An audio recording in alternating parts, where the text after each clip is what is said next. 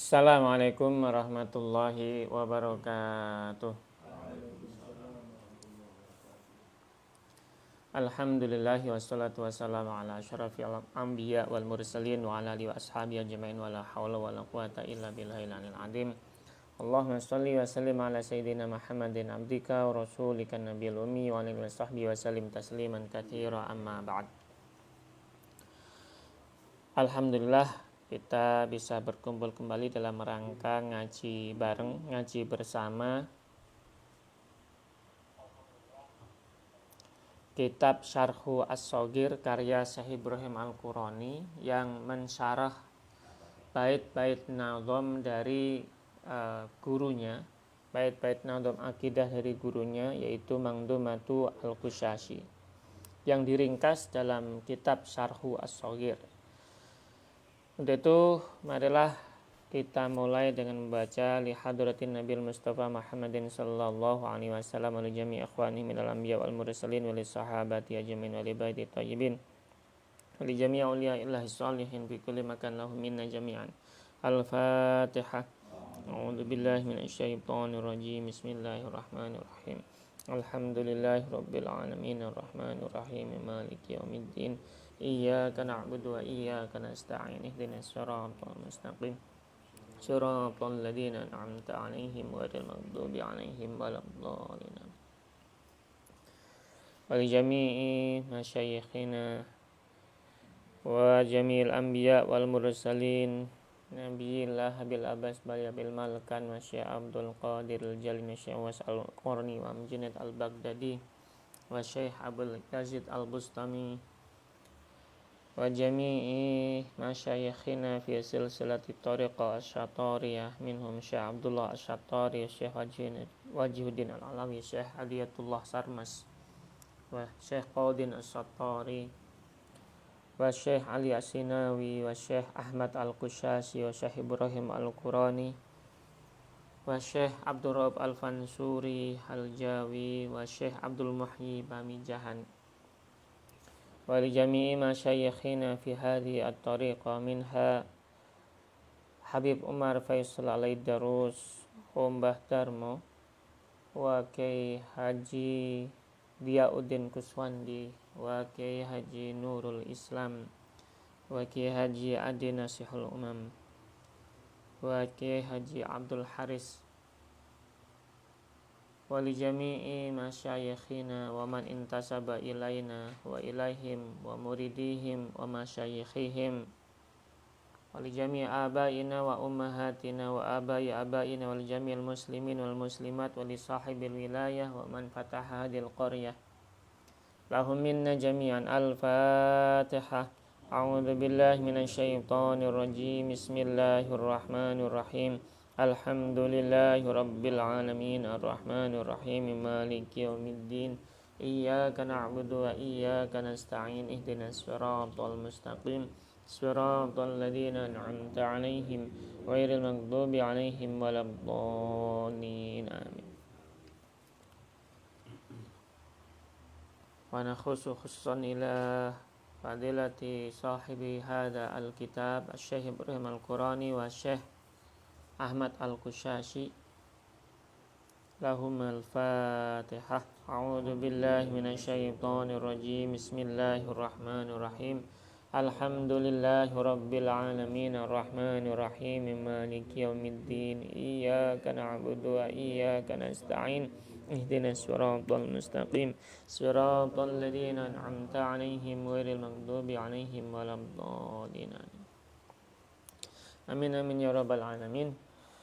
Pada kesempatan yang lalu sudah kita baca tentang di antara pendapat-pendapat dan perdebatan para ulama kalam, khususnya tentang kewajiban dari seorang mukallaf pertama kali di dalam ma'rifatullah atau tauhidullah.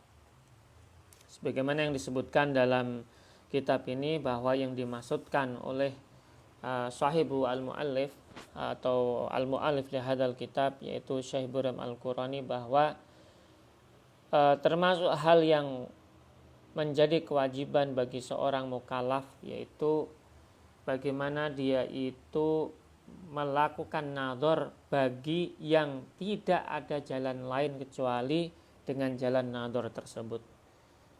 Nah, mana yang dimaksudkan dengan nadhor itu adalah bisa menta'ammul dan melakukan perenungan maupun pemikiran yang mendalam dari apa yang dilihat di dalam pengetahuan alam maupun diri sendiri, yang semuanya dipikirkan dan direnungkan secara mendalam. Wa amma ma dzakarahu sahibu al-mawaqif fi syarhi Mukhtasar Ibnul Hajib min ad-dalil ala adami jawazi taqlid haitsu qala lana anal umma ajma'u ala wujubi ma'rifatillahi ta'ala wa innaha la tahsul bitaqlid li thalathati awjuh. Sedangkan yang disebutkan di dalam kitab Mukhtasar Ibnul Hajib yang disitir atau yang disadur oleh Sahibul Mawaqif dalam kitab yang kita sebutkan sebelumnya, bahwa di antara dalil dari tidak bolehnya melakukan taklid. Taklid apa? Taklid adalah hal keimanan, itu sebagaimana yang diungkapkan oleh para ulama, bahwa ulama itu sepakat berijma tentang kewajibannya ma'rifatullah. Dan ma'rifatullah itu tidak mungkin bisa digapai, bisa dicapai dengan cara taklid. Karena orang taklid berarti dia nggak tahu apa yang ditakliti, hanya ngikuti secara buta apa yang dikatakan orang. Nah, untuk itu di sini disebutkan bahwa innaha la tahsul bitaqlid li thalathati aujuh. Tidak mungkin bisa ma'rifatullah dengan tata cara taklid, karena ada 3 sebab atau 3 persyaratan atau 3 hal yang mau disampaikan di sini. Faqad suknaha fil asl wa yasarahul jawab anha bima la yasbiq ilaiha. Dan sudah disampaikan pada awalnya, dan semoga Allah memudahkan memberi pengetahuan dan jawaban dari apa yang dimasukkan di dalam keterangan-keterangan tersebut sebagaimana yang sudah disampaikan sebelumnya. Fama ra'aitu min kutubil kalam wal usul wallahu a'lam. Yang mana di antara beberapa sebab tersebut saya belum mendapatkannya, saya itu maksudnya adalah yang mengarang kitab ini, di beberapa kitab-kitab ilmu kalam maupun ilmu usuluddin, dan Allah lah yang lebih mengetahui dari apa yang dimaksudkan di dalam keterangan-keterangan tersebut.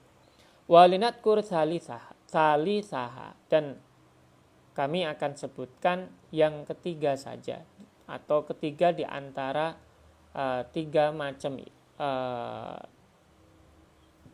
keterangan-keterangan tersebut. Wahuwa aqwaha, dan ini yang paling kuat. Ma'a jawabihi, dan juga beserta jawaban keterangan yang menerangkan tentang keterangan yang ketiga itu. Fanaqul, maka kami katakan, qala, berkata, wasalithuha inna taqlid, ya, berkata salah satu dari ulama tersebut bahwa hujjah yang ketiga yaitu at-taqlid law hasolal ilmu, bahwa taklid dalam keimanan, dalam ma'rifatullah, meskipun bisa digapai dengan cara ilmu, fal ilmu bi anal mukhbir sidqun fi ma akhbara bi, tapi ilmu yang di dalamnya dia tahu bahwa yang memberi kabar, yang memberi informasi itu benar-benar orang yang benar, orang yang jujur dengan apa yang dia informasikan. Artinya harus valid. Taklidnya itu bukan taklid yang buta, bukan taklid yang kata orang.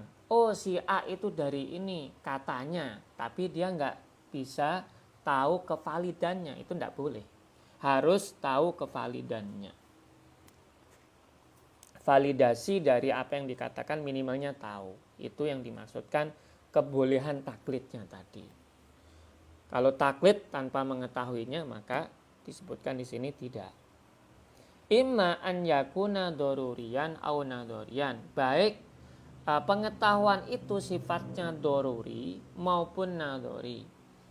Bolehlah saya katakan doruri maupun nadori. Doruri ini berarti bersifat prinsipal maupun nadori yang bersifat teoritis. Atau dengan kata lain doruri ini yang bersifat praktis maupun nadori yang bersifat teoritis. Artinya apa yang dikatakan oleh sang pemberi informasi tentang hakikatnya Tuhan tadi itu harus valid dahulu secara keilmuan, secara teori maupun secara prinsip-prinsip yang ada di dalam teori tersebut, bangunan teorinya. La sabila ilal awal bid-darurah, di mana tidak mungkin bisa menggapai pengetahuan itu di awal perjalanan dia untuk mengetahui hakikat Tuhan secara pada dasarnya. Wa idza kana nadhariyan, adapun apabila pengetahuannya hanya sekedar teoritis saja, oh Tuhan itu begini saja, umpamanya, fala budda lahu min dalil, maka harus ada dalilnya, harus ada buktinya. Jadi tidak boleh hanya sekedar pengetahuan saja tanpa ada pembuktiannya. Bahasa lainnya tidak ada validasinya. Ya, ketika ada orang berkata, si A itu berasal dari sini, dia itu begini. Oh, nasabnya begini. Tidak boleh kita langsung percaya. Harus melihat atau memvalidasi dari apa yang disampaikan orang tersebut. Nah, kalau kita percaya, berarti kita taklid buta. Kita termasuk orang yang dilarang untuk melakukan taklid itu. Gitu. Nah, taklidnya harus mengetahui, minimalnya itu yang dimaksudkan dengan kebolehan taklidnya. Karena di awal disebutkan bahwa sebenarnya tidak boleh taklid itu dalam keimanan. Nah, namun apabila terpaksa boleh taklid dengan catatan harus tahu apa yang diikuti tadi, apa yang ditaklidkan tadi. Wal mafrud annahu la dalila itlau alima sidqahu bidalilin lam yabqa taqlidan intaha.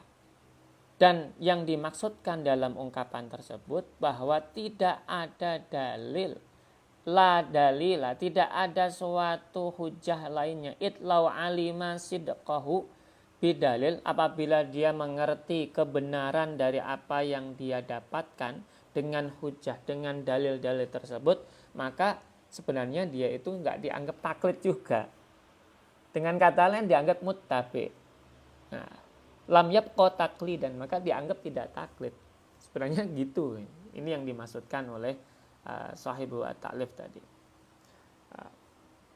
Wa jawabuhu anna ma huwa nadori inda ba'din nasi qad yakunu daruriyan inda ba'din akhar. Dan jawabannya bahwa apa yang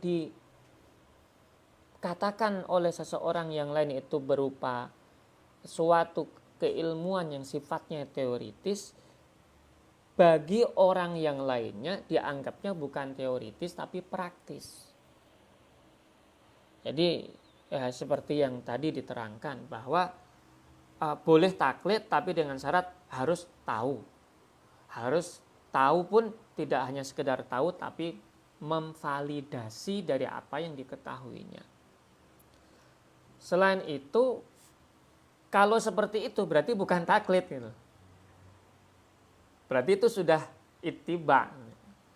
Ini maksudnya dari ungkapan yang disebutkan tadi. Itu sebenarnya orang menganggap itu sebagai taklid, tapi orang lain menganggap bukan taklid itu namanya, tapi ittiba. Orang menganggapnya itu nadori, orang lain menganggapnya doruri gitu. Jadi sebenarnya itu bukan hal yang prinsipal. Yang jelas yang dimasukkan di dalam ungkapan ini bahwa seseorang itu tetap harus mengetahui langkah-langkah untuk bisa ma'rifatullah dengan berbagai macam cara, dan kalau bisa tidak taklid gitu. Wabil aksi, kebalikannya, fa inna doruri ma la yahtaj fi husulhi ila nadorin. Apabila keilmuannya itu bersifat doruri, bersifat asas yang tidak membutuhkan suatu perenungan maupun suatu teori-teori maupun suatu bukti-bukti yang perlu dibuktikan, cukup kita percayai secara mutlak karena memang itu sudah menjadi pengetahuan yang sifatnya universal, maka tidak masalah gitu.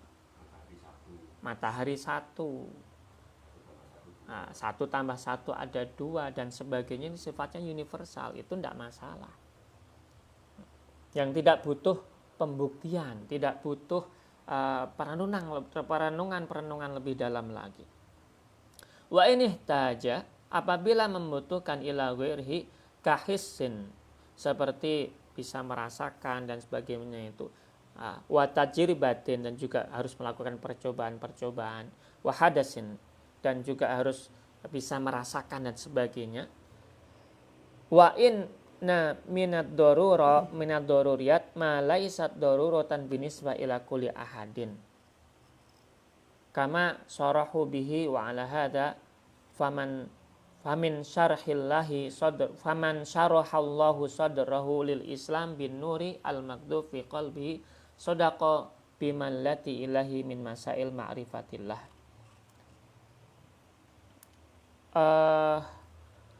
Apabila wa in ihtaja ila ghairi, apabila keilmuannya tersebut membutuhkan suatu yang perlu pembuktian, seperti yang sifatnya tadi yang saya sebutkan itu harus merasakan dan sebagainya, maka ya harus dilakukan seperti itu. Artinya bagaimana bisa ma'rifatullah, ya dilakukan, dipraktekkan, harus benar-benar sampai memahami benar-benar tentang hakikat dari ma'rifatullah tersebut.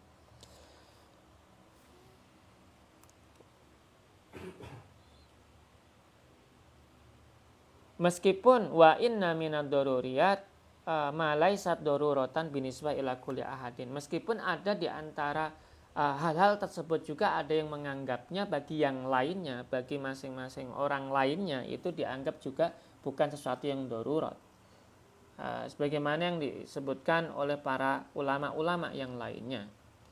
Sebagaimana kita pahami bahwa yang bisa membuat orang itu memahami hakikat sesuatu ya Allah. Makanya di sini disebut faman syarahallahu sadrahu lil Islam bin nuril maktub fi qalbi sadaqa bimallati ilahi min masail ma'rifatillah.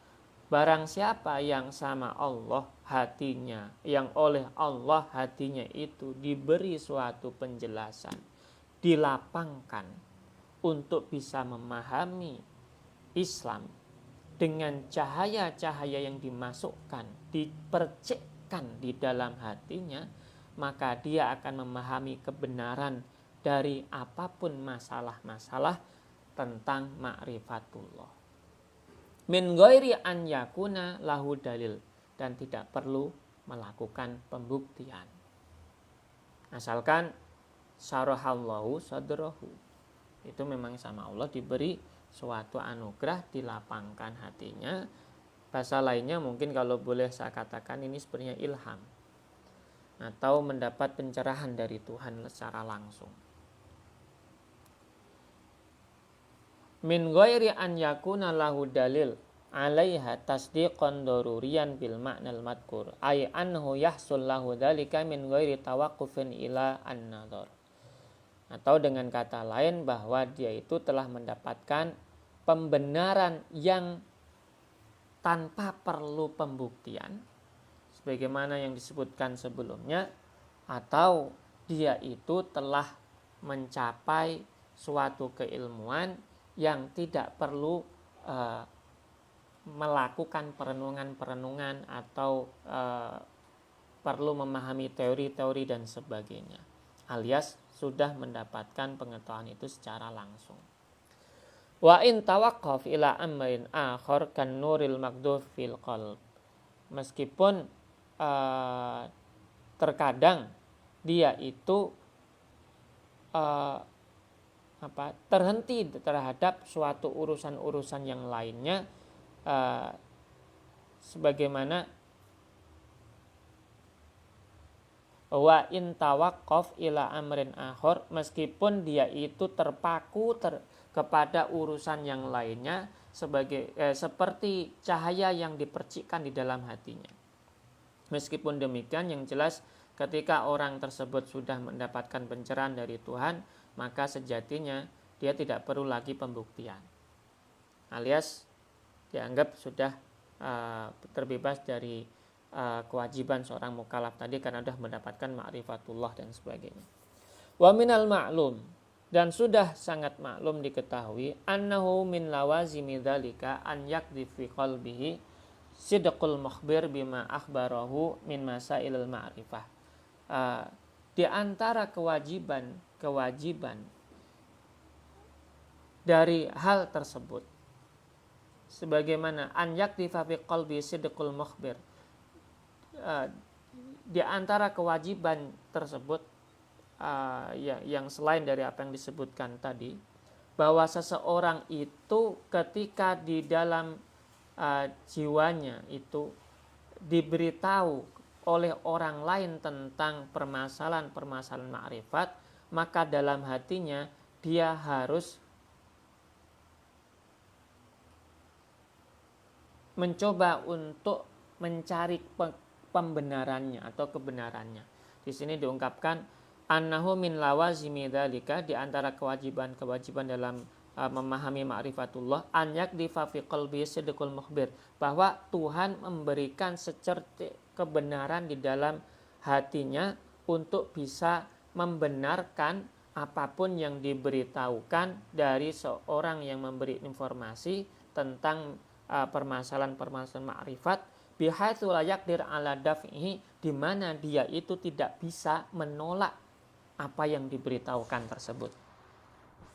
Wa in kana la yadri masabab fi dzalika, meskipun dia nggak tahu kenapa kok nggak bisa menolak gitu loh. Itu tandanya dia mendapat pencerahan. Karena konyong-konyong ketika ada orang itu memberitahu satu informasi kok dia tercerahkan dan dia nggak bisa menolak, maka itu dianggap sebagai pencerahan dari Tuhan. Dengan kata lain demikian. Wa hadza huwa alladhi yatajih an yakuna mahmulan li kalami Syekh Abul Hasan Al-Asy'ari. Dan ini diantara yang dimaksudkan di dalam ungkapan Syekh Abul Hasan Al-Asy'ari al-manqul, yang dinukil anhu fi syarhil maqasid, di dalam penjelasan kitab al-maqasid. Haitsu qala, di mana beliau mengatakan, Syekh Abul Hasan Al-Asy'ari mengatakan, wa minhum man qala la budda min al-i'tiqad fi kulli mas'alatin minal usul ala dalilin akli, bahwa di antara mereka para ulama itu ada yang berkata bahwa wajib di dalam keyakinan seseorang dalam setiap permasalahan dari usuluddin, dari tauhid dan dari pokok-pokok ajaran agama, itu harus dimunculkan dalil aklinya, dalil pembuktian secara akalnya. Lakin la yushtarat al-iqtidar, tapi tidak disyaratkan untuk memiliki kemampuan alat ta'bir anha, untuk bisa mengekspresikan apa yang diyakini tersebut. Wa ala mujadalatil khusum, dan juga tidak disyaratkan memiliki kemampuan untuk bisa berdebat atau mendebat orang yang menentangnya dan sebagainya. Au wadaf insyabah, ataupun menentang orang yang melakukan wadaf asyabah, ataupun membela yang serupa gitu. Wa hadza huwa al-masyhur an Abil Hasan Al-Asy'ari, dan ini pendapat yang paling masyhur dari Syekh Abul Hasan Al-Asy'ari. Artinya ketika seseorang sudah memiliki keyakinan di dalam hatinya dan bisa membuktikannya secara dalil akli, tidak perlulah dia itu memiliki kemampuan untuk mengungkapkannya. Kalau dia tahu itu secara akal, sudah terima saja dan tak perlu kowar-kowar. Bahasa lainnya begitu, tidak perlu menyebarkannya, bahasa lainnya begitu, atau menjadikan suatu pendapat-pendapat yang bisa mendatangkan perdebatan dan sebagainya. Hatta hukiya anhu anna man lam yakun kadzalika lam yakun mu'minan, intaha. Sampai ada juga yang menceritakan dari Syekh Hasan Asy'ari bahwa orang yang belum bisa seperti itu, belum bisa menerima i'tiqad seperti itu, dianggap dia itu belum beriman secara kafah. Intaha. Ini istilahnya rangkuman dari apa yang disampaikan oleh Syekh Hasan Asy'ari yang dinukil di dalam kitab Al-Maqasid. Wa dzalika li'annahu minal wadih anal maqsud min al-i'tiqad 'ala dalil al-aqli an yakuna al-i'tiqad muassasan 'ala ma yufidul jazma. Bahwa yang dimaksudkan wadalika yang dimaksudkan dari keterangan tersebut bahwa sangat jelas sekali bahwa keyakinan itu harus dibuktikan dengan menggunakan dalil akli. Dan pembuktian atas dasar dalil akli ini an yakuna li'tiqad muassasan ala ma yufidul al-jazm, itu mengharuskan adanya keyakinan yang berlandaskan suatu kepastian atau penegasan yang muncul di dalam hatinya. Alladzi la yaqdir ala daf'i, yang dia tidak bisa menolak ketegasan keyakinan tersebut. Wa in kana la yadri mad dalil, walaupun dia enggak tahu dalilnya apa. Alaihi wala ma sabab fi dalika, dan sebabnya apa. Fahuwa fi hukmin aqwa dalil aqliyah bal aqwa. Dan tapi di dalam hukum tersebut itu merupakan dalil yang paling kuat dari semua dalil-dalil akli. Keyakinan dalam hati yang nggak bisa tertolak. Seperti ketika dia mendapat informasi 1 tambah 1 sama dengan 2. Dia nggak mungkin perlu pembuktian dan sebagainya. Dalam hatinya yakin itu udah selesai. Dia nggak tahu sebabnya apa, bagaimana itu muncul. Yang jelas dia yakin itu, ya sudah selesai. Itu diantara dalil akli yang dia punya yang nggak perlu lagi diekspresikan. Artinya dia sudah terbebas dari kewajiban seorang mukallaf untuk bisa ma'rifatullah tadi. Wa min huna lama qala taj as-Subki, dan dari poin ini sebagaimana yang diungkapkan oleh Imam Tajuddin as-Subki fi Jam'il Jawami' wa 'anil Asy'ari, dan juga dari Syekh Hasan al-Asy'ari juga, la yasihhu, tidak sah, imanul muqallid, keimanan seorang yang taklid, wasyana alaihi aqwam, dan ikut sertaannya orang-orang yang umum, awam, bi'annahu yalzamuhu takfirul awam. Kalau demikian imannya orang muqallid tersebut itu maka dianggap bahwa orang yang muqallid ini hampir sama dengan kafirnya orang yang awam, orang yang umum gitu. Wa huwa ghalibul mu'minin, wa hum ghalibul mu'minin, dan padahal orang-orang yang mukmin itu mestinya dia yakin secara mutlak dalam hatinya.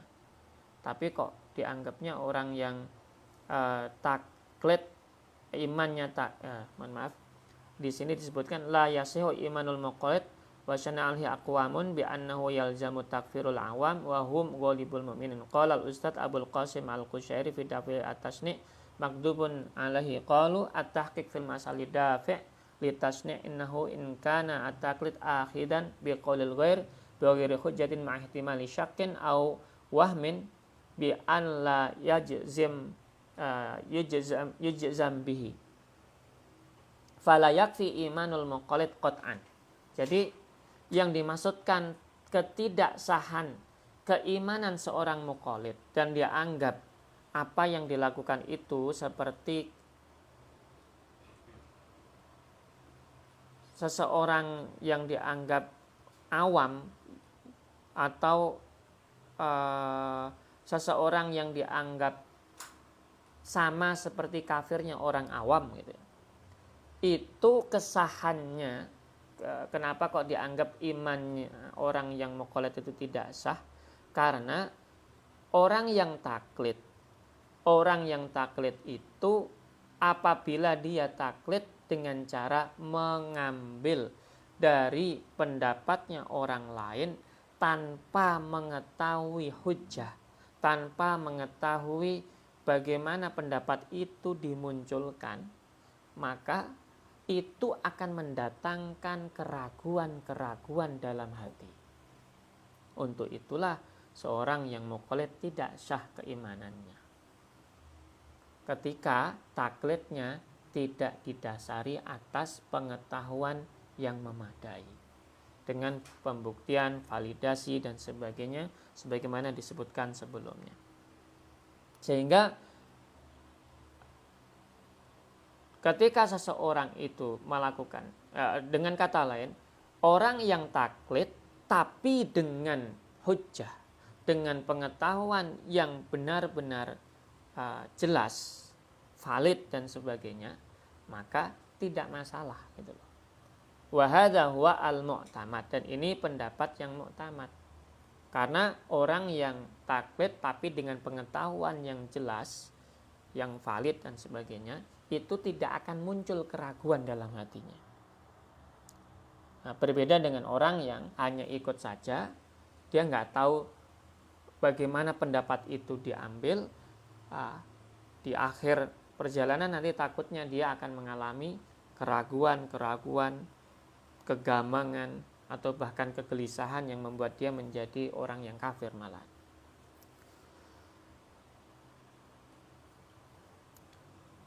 Nah, ini yang dimaksudkan oleh pendapat-pendapat para ulama tersebut. Fayakfi imanul muqallid indal asyari wa ghairu intaha, dan yang dimaksudkan kecukupan imannya seorang muqallid bagi menurut pendapatnya Imam Al-Asy'ari dan yang lainnya itu ya seperti itu tadi. Jadi bukan taklid buta, tapi taklid yang berlandaskan pengetahuan, berlandaskan nazar maupun dalil akli dan sebagainya yang tidak akan membuat dia menjadi ragu, gamang, gelisah, dan takut-takutnya justru malah kafir. Itu yang disebutkan di dalam keterangan kitab ini. Semoga kita bisa mendapatkan faidah dan manfaat dari membaca keterangan-keterangan dari Syarah As-Shaghir ini tentang bagaimana melakukan praktek-praktek di dalam ilmu akidah dan ilmu tauhid, khususnya di dalam memahami bait-bait nadham dari Syekh Ahmad Al-Qushashi. Wa'alafu minkum wallahu muwaffiq ila aqwamit thoriq. Assalamualaikum warahmatullahi wabarakatuh.